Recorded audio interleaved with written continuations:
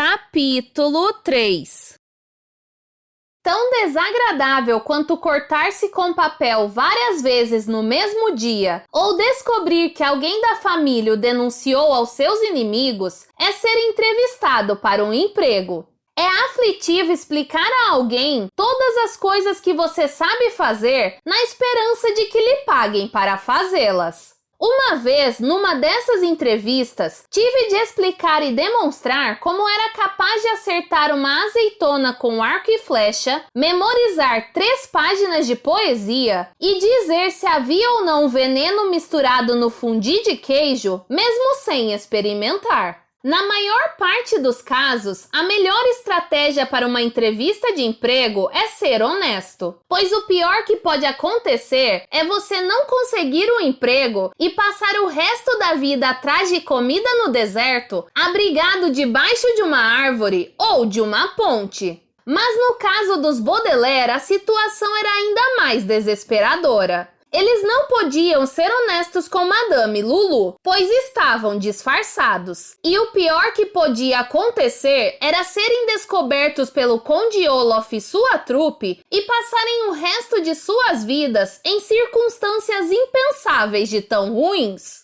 Senta, faz favor, que Lulu vai entrevistar vocês para emprego na Parque, disse Madame Lulu, apontando para a mesa de Olaf e sua trupe. Sob o olhar de todos, Violet e Klaus sentaram-se na mesma cadeira e Sunny arrastou-se para cima de outra. A trupe, com os cotovelos sobre a mesa, comia lanches fornecidos por Lulu, enquanto Esme Scholar bebericava o seu leite desnatado e o Conde Olaf prestava muita atenção nos Baudelaire. Vocês me parecem muito familiares, disse ele. Talvez você já viu Aberrações antes, meu Olaf, disse Lulu. Como é o nome de Aberrações? Meu nome é Beverly, disse Violet, inventando um nome tão depressa quanto poderia inventar uma tábua de passar roupa. E essa é a minha outra cabeça, Elliot. Olaf esticou o braço para um aperto de mãos. E Violet e Klaus tiveram de refletir por um momento antes de saber de quem era o braço que saía pela manga direita para cumprimentar o vilão. É um prazer conhecê-los, disse ele. Deve ser muito difícil ter 2 cabeças. Oh, sim! Disse Klaus com a voz mais aguda que sabia fazer. Você nem imagina o trabalho que dá comprar roupas. A sua camisa, disse Esme, é muito in. Não é porque somos aberrações, disse Violet, que não nos importamos com a moda. E como vocês fazem para comer? Perguntou Olaf com um brilho cínico nos olhos. Vocês têm dificuldade para comer? Bem, eu quero dizer nós. E antes que Klaus terminasse a fala, Olaf pegou uma espiga de milho que estava num dos pratos e a estendeu para as 2 crianças. Vamos ver que grau de dificuldade você tem, rosnou ele e os seus capangas deram risadinhas. Come essa espiga de milho, aberração de 2 cabeças. Sim, concordou Madame Lulu. Esta é melhor jeito de ver se você pode trabalhar na Parque. Come milho! Come milho! Violet e Klaus se entreolharam. E então, cada um estendeu uma mão para pegar a espiga de milho. E desajeitados, levaram-na à frente de suas bocas. Violet se inclinou para dar a primeira mordida, mas o movimento fez a espiga escorregar da mão de Klaus e cair na mesa, fazendo todos soltarem gargalhadas cruéis. Olhem só para ele! Riu uma das mulheres de cara branca. Não consegue nem comer uma espiga de milho! Como é esquisito! Tente outra vez, disse Olaf com um sorriso perverso. Pegue a espiga da mesa, aberração.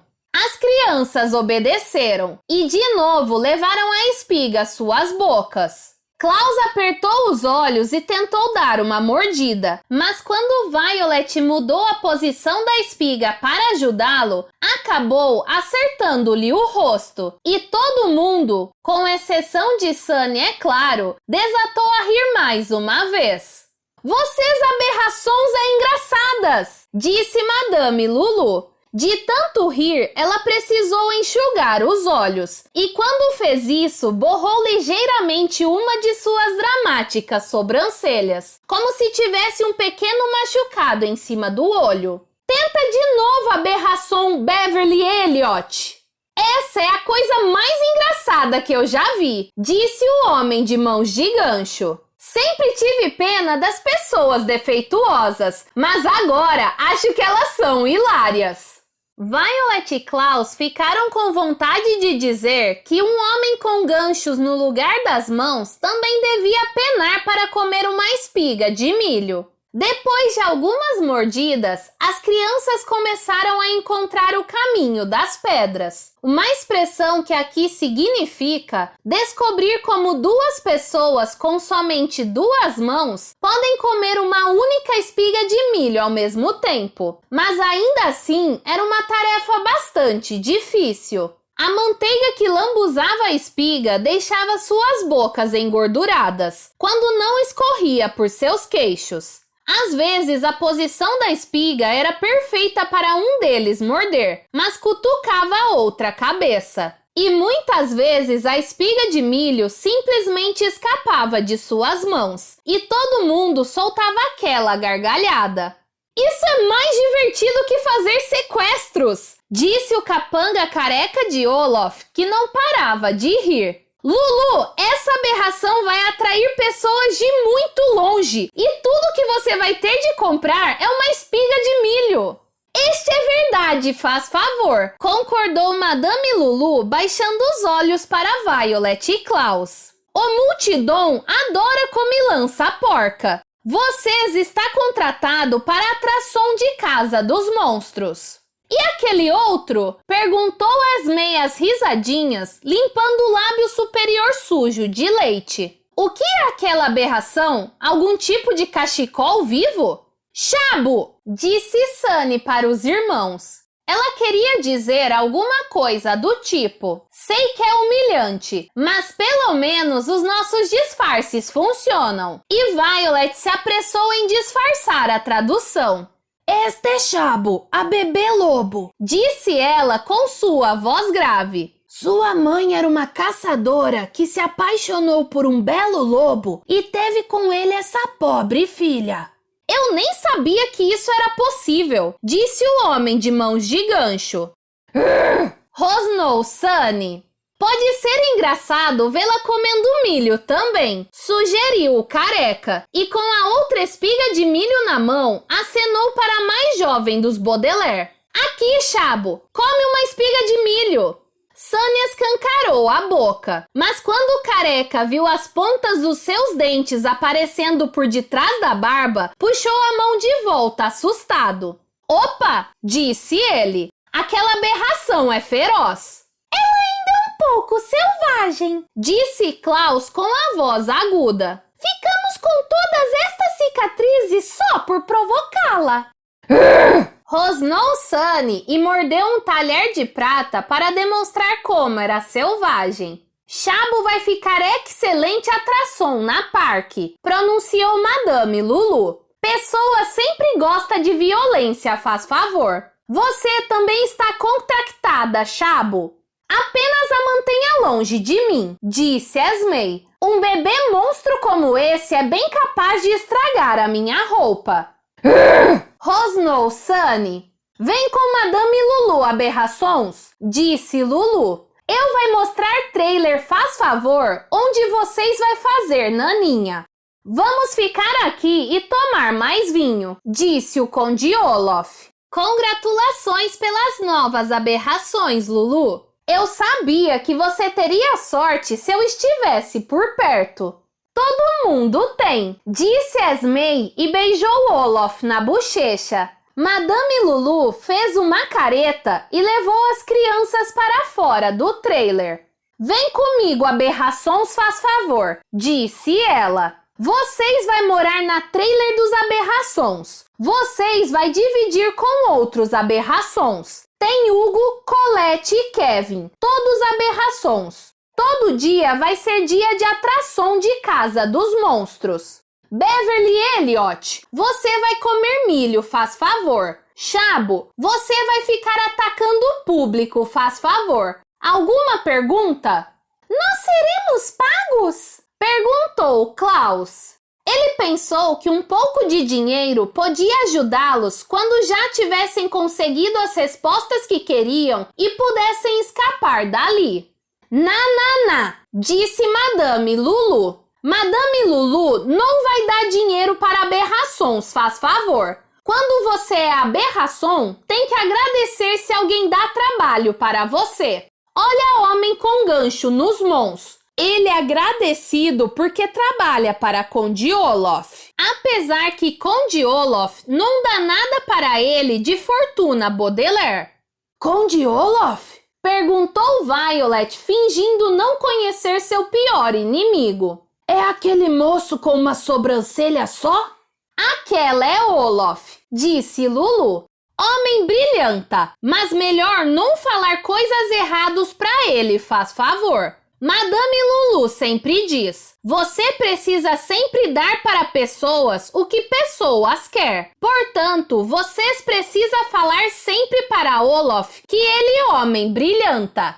Vamos nos lembrar disso, disse Klaus. Bom, faz favor, disse Lulu. Esta é trailer dos Aberrações. Bem-vindos na sua nova lar. Ela parara diante de um trailer onde a palavra aberrações aparecia pintada em grandes letras. A tinta parecia escorrer, como se a pintura fosse fresca, mas a palavra estava tão desbotada que os Baudelaire perceberam que o trailer tinha sido pintado havia muitos anos. Junto a ele havia uma barraca esburacada onde estava fixada uma placa com o desenho de uma menina de 3 olhos dizendo bem-vindo à casa dos monstros. Madame Lulu passou pela placa e bateu à porta do trailer. Aberrações! Gritou ela. Faz favor, acorda, faz favor! Nós tem novos aberrações aqui! Vocês desolá! Só um minuto, Madame Lulu! Gritou uma voz de trás da porta.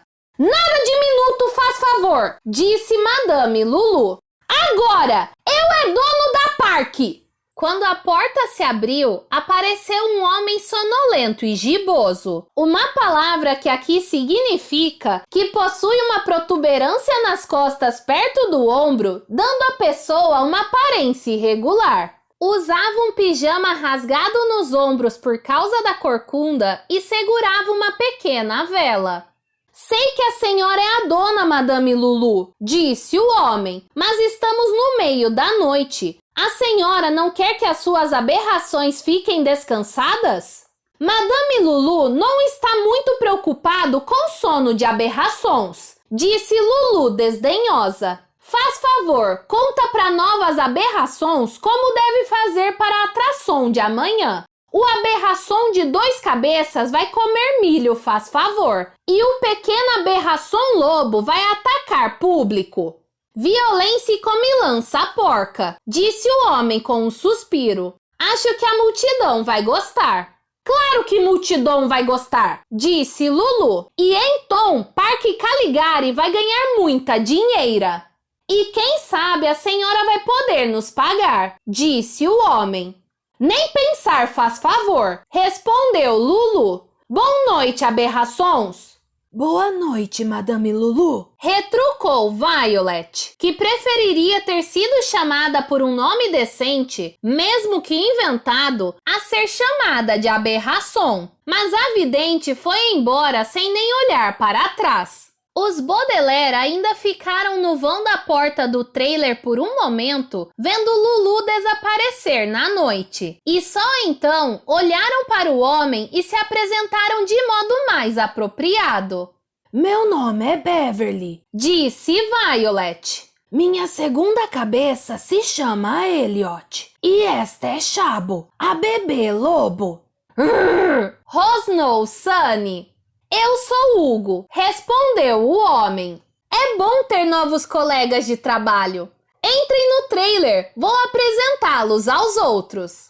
Mesmo com dificuldade para caminhar, Violet e Klaus seguiram Hugo. E Sunny seguiu seus irmãos engatinhando para ficar mais parecida com um bebê lobo. O trailer era pequeno, mas à luz da vela de Hugo era possível perceber que estava arrumado e limpo. Havia uma pequena mesa de madeira no centro e várias cadeiras em volta. Num canto, havia várias roupas penduradas, inclusive uma longa fileira de casacos idênticos, e um grande espelho para alguém se pentear e se certificar de que está apresentável. Havia um pequeno fogão com algumas panelas e frigideiras empilhadas e alguns vasos de plantas enfileirados para receber a luz que vinha da janela. O trailer parecia ser um lugar confortável, mesmo que não tivesse uma pequena bancada de trabalho onde Violet pudesse inventar coisas, nem estantes de livros para Klaus fazer pesquisas, nem tampouco uma pilha de cenouras ou de qualquer outro alimento crocante em que Sunny pudesse cravar os dentes. Mas do que os Baudelaire realmente sentiram falta quando entraram no trailer foi de um lugar para dormir. Pelo menos até que Hugo avançasse um pouco mais com a vela e iluminasse 3 redes penduradas em ganchos nas paredes. Uma delas estava vazia e os Baudelaire presumiram que Hugo dormia lá. Em outra, havia uma mulher alta e magra de cabelos encaracolados que olhava para eles com os olhos apertados. E na terceira, um homem com o rosto muito enrugado ainda dormia. Kevin! Gritou Hugo para o homem adormecido. Kevin, acorde! Temos novos colegas de trabalho! Vou precisar de ajuda para pendurar mais redes! O homem franziu o senho e lançou um olhar furibundo para Hugo. Você não devia ter me acordado, disse. Estava sonhando que não era uma aberração e não havia nada de errado comigo. Era maravilhoso. Os Baudelaire deram uma boa conferida em Kevin quando ele desceu da rede e não encontraram nada que fosse aberrante. Em compensação, quando ele olhou para os Baudelaire, arregalou os olhos como se tivesse visto um fantasma. Palavra de honra, disse. Vocês dois são bem defeituosos. Tente ser gentil, Kevin, disse Hugo. Esta é Beverly Elliot. E lá no chão está Chabo, a bebê lobo. Bebê lobo? Repetiu Kevin, sacudindo a mão direita de Violet e Klaus. Ela morde? Ela não gosta de provocações, disse Violet. Eu também não, disse Kevin e abaixou a cabeça. Mas onde quer que eu esteja, ouço as pessoas cochichando. Lá vai Kevin, o monstro ambidestro. Ambidestro? Disse Klaus. Isso não quer dizer que você é destro e canhoto ao mesmo tempo? Então já ouviu falar de mim, disse Kevin. E foi por isso que viajou até aqui para o meio do sertão só para ver alguém capaz de escrever o próprio nome tanto com a mão esquerda como com a direita? Não, disse Klaus. Apenas conheço a palavra ambidestro. Bem que eu notei que você era sabido, disse Hugo. Afinal, tem 2 vezes mais cérebro que todo mundo. Eu só tenho um cérebro, disse Kevin tristemente. Um cérebro, 2 braços ambidestros e 2 pernas ambidestras. Que aberração! É melhor do que ser corcunda, disse Hugo. As suas mãos podem ser uma aberração, mas você tem os ombros absolutamente normais. De que me valem ombros normais? Disse Kevin. Se eles estão ligados a mãos que usam garfo e faca com a mesma facilidade? Oh, Kevin, disse a mulher e desceu da rede para fazer-lhe um carinho na cabeça. Eu sei que é deprimente ser tão bizarro, mas tente ver o lado bom das coisas. Pelo menos você está melhor do que eu. Ela se voltou para as crianças com um sorriso tímido.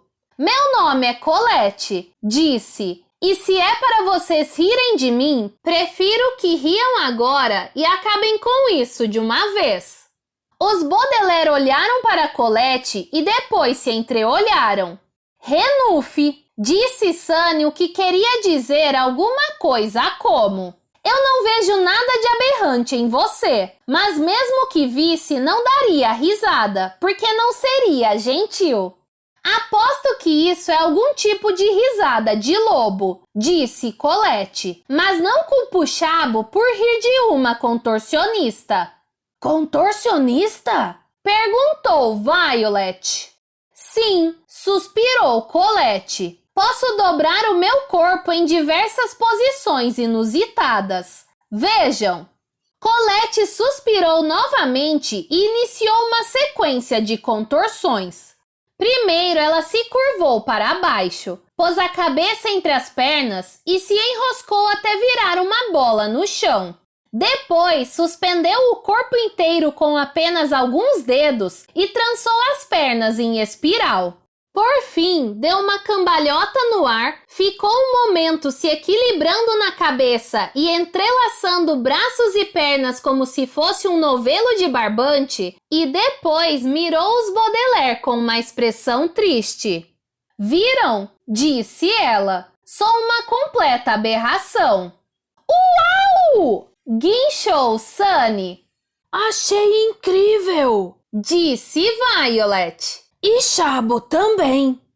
É muito gentil da sua parte, disse Colette, mas eu tenho vergonha de ser assim.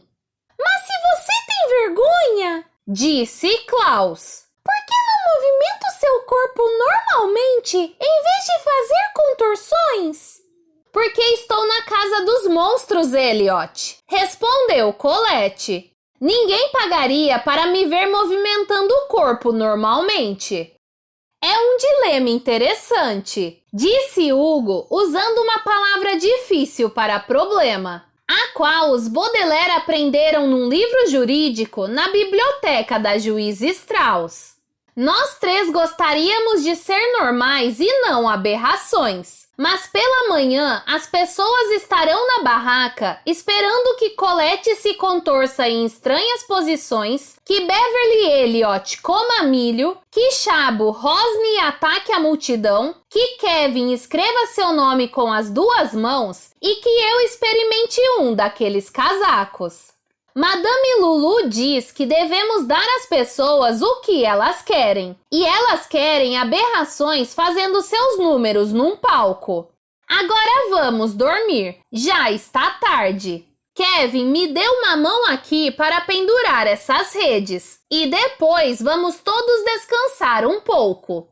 Eu daria até as duas mãos, disse Kevin taciturno. Ambas são ágeis. Oh, como eu queria ser ou destro ou canhoto! Tente se alegrar, disse Colette gentilmente. Talvez amanhã aconteça um milagre e consigamos todas as coisas que desejamos.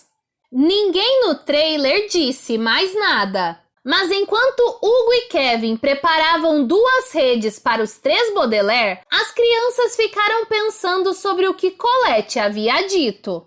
Milagres são como almôndegas, porque ninguém está exatamente de acordo sobre do que são feitos, de onde vêm ou com que frequência devem aparecer. Algumas pessoas dizem que o nascer do sol é um milagre porque é algo misterioso e muito bonito. Mas há quem diga que é apenas um fato da vida, porque acontece todos os dias e exageradamente cedo pela manhã. Algumas pessoas dizem que o telefone é um milagre, porque o fato de você poder falar com alguém que está a milhares de quilômetros de distância é algo prodigioso. Mas há quem diga que não passa de um dispositivo humano faturado, feito com peças metálicas, circuitos eletrônicos e fios fáceis de cortar. E algumas pessoas dizem que sair sorrateiramente de um hotel é um milagre, especialmente se o saguão estiver cheio de policiais. Mas há quem considere isso apenas um fato da vida, porque acontece todos os dias e exageradamente cedo pela manhã. Portanto, você pode pensar que existem tantos milagres no mundo que mal dá para contar, ou que existem tão poucos que mal vale a pena mencionar. Depende de como você passa as suas manhãs, se admirando um belo crepúsculo ou descendo para um beco sem saída por uma corda feita de toalhas. Mas os Baudelaire pensavam no milagre enquanto tentavam dormir em suas redes. E era um milagre que parecia ser maior do que qualquer almôndega que o mundo já tenha visto. Enquanto Violet e Klaus buscavam a melhor posição dentro da roupa comum e Sunny tentava ajeitar a barba de Olaf para não pinicar tanto, o ranger de suas redes ressoava no trailer. E os três jovens pensavam num milagre tão prodigioso e lindo que só de pensar dava uma dorzinha no coração. O milagre, é claro, era que um de seus pais estivesse vivo, que ou seu pai ou sua mãe tivessem sobrevivido ao incêndio que destruíra sua casa e der início à sua jornada de desventuras. A existência de mais um Baudelaire vivo seria um milagre tão enorme e improvável que as crianças quase sentiam medo de desejá-lo, mas desejavam assim mesmo. Eles pensaram no que Colette havia dito, que talvez acontecesse um milagre e todos conseguissem o que mais desejavam. E aguardaram o amanhecer, quando então a bola de cristal de Madame Lulu poderia anunciar o milagre que os Baudelaire desejavam. Por fim, o sol nasceu, como faz todos os dias, exageradamente cedo pela manhã. As três crianças tinham dormido pouco e desejado muito, e agora observavam o trailer pouco a pouco se encher de luz. Ouviam Hugo, Colette e Kevin se mexer em suas redes e se perguntavam se o Conde Olaf já teria entrado na barraca do destino e descoberto alguma coisa por lá. E já não aguentavam mais esperar quando ouviram o som de passos apressados e uma batida forte na porta. Acordem! Acordem! Gritou o homem de mãos de gancho. Mas antes de continuar a escrever o que ele disse, preciso contar a você que existe mais uma similaridade entre um milagre e uma almôndega, que é o fato de ambos parecerem ser uma coisa e acabarem revelando-se outra. Isso aconteceu comigo num restaurante por quilo, quando se revelou que havia uma pequena câmera escondida na almôndega que eu peguei. E desta vez aconteceu com Violet, Klaus e Sunny. Muito embora só bastante tempo depois eles tenham descoberto que aquilo que o homem de mãos de gancho disse era um pouco diferente do que eles entenderam quando ouviram gritar do outro lado da porta do trailer. Acordem! Disse ele novamente e bateu na porta. Acordem e andem depressa! Estou de mau humor e não tenho tempo para besteiras. O dia está agitado no parque. A Madame Lulu e o Conde Olaf saíram em missão. Estou encarregado da Casa dos Monstros. A bola de cristal revelou que um dos pais daqueles malditos Baudelaire ainda está vivo. E o trailer dos presentes está desfalcado de estatuetas.